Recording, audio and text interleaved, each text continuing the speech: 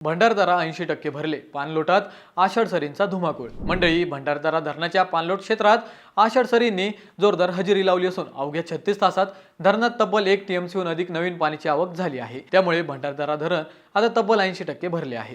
मंडळी, गेल्या 3 ते 4 दिवसांपासून पश्चिम घाटातील घाटघर, रतनवाडी, पांजरे आणि आसपासच्या परिसरात मुसळधार पाऊस सुरू आहे। घाटघर येथे 24 तासात तब्बल 185 मिलीमीटर तर रतनवाडीत 174 मिलीमीटर पावसाची नोंद झाली आहे। परिणामी धरणाच्या पाणी पातळीत झपाट्याने वाढ झाली आहे। केवळ 36 तासात 1201 दशलक्ष घनफूट नवीन पाणी धरणात दाखल झाले आहेत। त्यामुळे बुधवारी सायंकाळी 6 वाजेपर्यंत धरणातील पाणीसाठा 8735 दशलक्ष घनफुटांवर पोहोचला असून धरण 80% भरले आहे। दरम्यान निळवंडे धरणाच्या पाणलोटातही पावसाचा जोर कायम आहे। सध्या या धरणात 40% पाणीसाठा उपलब्ध आहे। दुसरीकडे हरिश्चंद्रगड परिसरातही पावसाचे सातत्य कायम असल्याने मुळा नदीचा विसर्ग सायंकाळी 17,235 क्युसेक पर्यंत पोहोचला आहे।